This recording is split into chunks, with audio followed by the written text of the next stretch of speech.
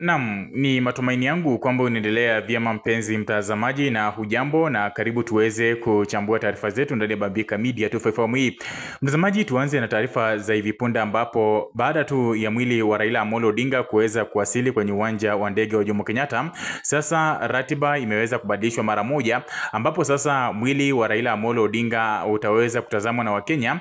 kwenye uwanja wa michezo wa Kasarani. Kuna taarifa ambazo nimeweza kupokea ndani ya Bambika Media 254 kulingana na ratiba ambayo ilikuwa imetolewa hapo awali, ni kwamba mwili wa Raila Amolo Odinga ungeweza kufikishwa kwenye majengo ya bunge, lakini kutokana na msongamano mkubwa wa magari na pia Wakenya ambao wamejitokeza kwa wingi, sasa wameweza kubadilisha ratiba hiyo, na ambapo sasa Raila Amolo Odinga ama mwili wa Raila Amolo Odinga utapelekwa moja kwa moja kwenye uwanja wa michezo wa Kasarani ili kuweza kutazamwa na Wakenya, ambapo leo mapema mwendo wa saa 3:30 Raila Amolo Odinga ama mwili wa Raila Odinga uliweza kuwasili kwenye uwanja wa ndege wa Jomo Kenyatta, ambapo mwili huo uliweza kupokelewa na viongozi mbalimbali akiwemo Rais William Ruto na viongozi wengine wa chama cha ODM, ambapo waliweza kupokea mwili huo. Na sasa ratiba iliweza kubadilika wakati ambapo Wakenya waliweza kuingia kwa nguvu kwenye uwanja wa ndege wa Jomo Kenyatta, wakati ambapo walikuwa wanataka kuweza kupokea mwili wa Raila Amolo Odinga. Ni taarifa ambazo tunafuatilia kwa kina, tutakuwa na kueleza yale yote ambayo yanajiri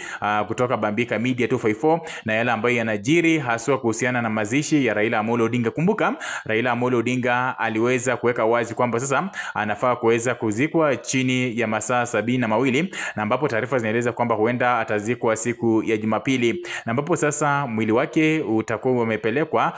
kwenye uwanja